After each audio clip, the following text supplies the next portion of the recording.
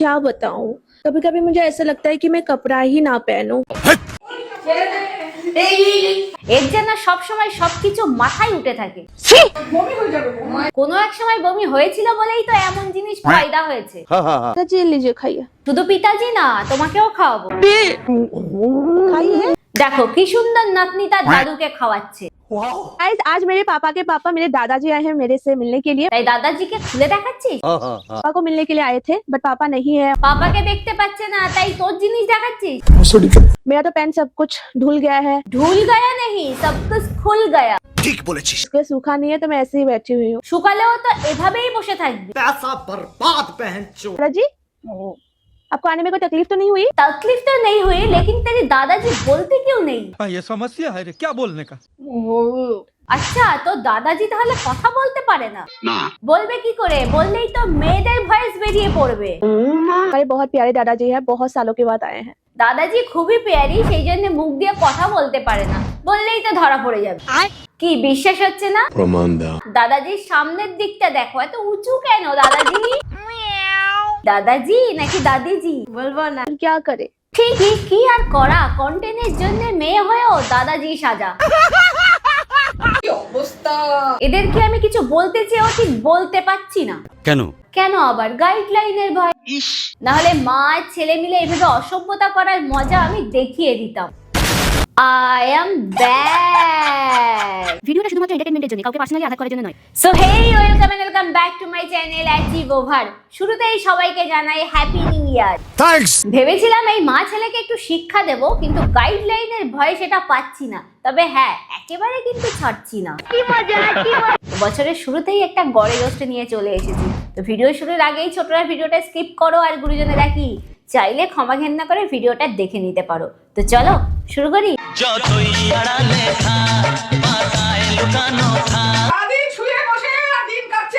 সব রোস্টাররা যদি তোমাকে রোস্ট করে তাহলে দেখবে তোমার কি সুন্দর ফাটছে পিছন।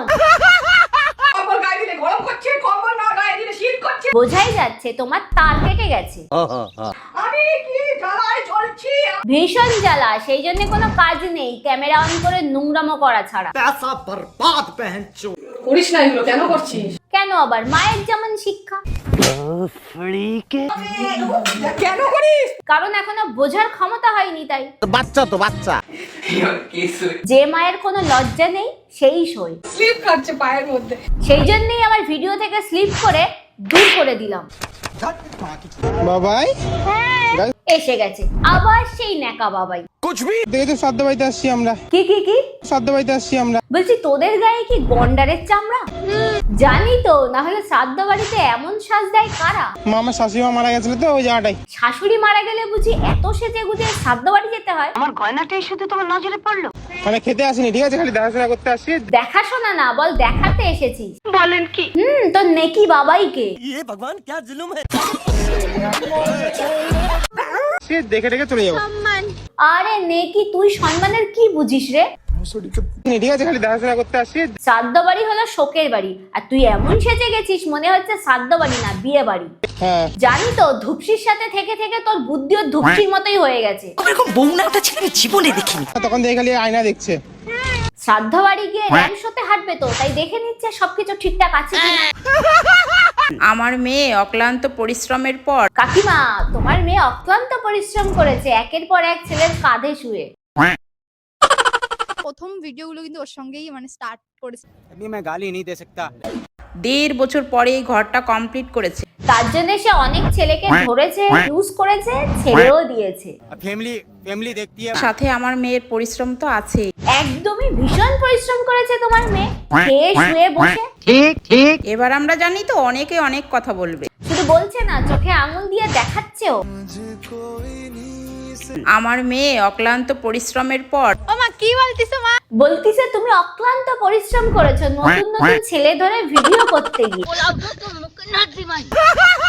তোমার উপর রাগ হচ্ছে শুনে কিন্তু আমার। রাগ করিস না ভেড়া, তোরও সময় হয়েছে রিপ্লেসমেন্ট হওয়ার। সবাই জেনে গেছিল যে সুমি আমার গার্লফ্রেন্ড। এই যে নতুন এক আড্ডামরা, কোথায় ছিলি তুই এতদিন? বলছি এতদিন কোথায় ছিলি? সুমি ভাইরাল হয়েছে 2 বছর আগে, এখন এসে তুই এক্স বয়ফ্রেন্ডের দাবি করছিস? আমি পিন্টুর সঙ্গে সুমির পরিচয় করিয়ে দিই। ভালোই তো, নিজেই ঝাড় থেকে বাঁশ কেটে এনে নিজেকে দিয়েছিস।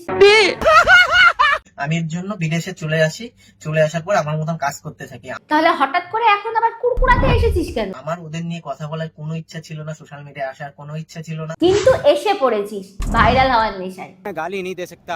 আমার উপরে তোমার সবসময় রাগ হয়। তুই এমনই একটা মেয়ে যাকে নিয়ে রোস্ট করা মনে হয় কোনোদিনও শেষ হবে না। फैमिली देखती है। সো বছরের শুরুতেই একটা গড়ে রোস্ট দিয়ে ভিডিওটা শেষ করলাম। ভিডিওর কোন পার্টটা বেশি ভালো লেগেছে অবশ্যই কমেন্টে জানিও। আর হ্যাঁ, লাইক এন্ড শেয়ার করতে কিন্তু ভুলো না। ফেসবুক পেজ থেকে যারা দেখছো তারা পেজটাকে ফলো করো, এবং ইউটিউব থেকে যারা দেখছো তারা অবশ্যই চ্যানেলটাকে সাবস্ক্রাইব করে দিয়ে যেও। আর হ্যাঁ, বেল আইকনটাও ক্লিক করে দিও যাতে ভিডিও পোস্ট হওয়ার সাথে সাথেই তোমাদের কাছে নোটিফিকেশন চলে যায়। আর হ্যাঁ, বছরটা যেন সবার খুব খুব ভালো কাটে। তো দেখা হচ্ছে নতুন কোনো ভিডিওতে, ততক্ষণে যেন সবাই ভালো থেকো, সুস্থ থেকো। Tata, bye bye.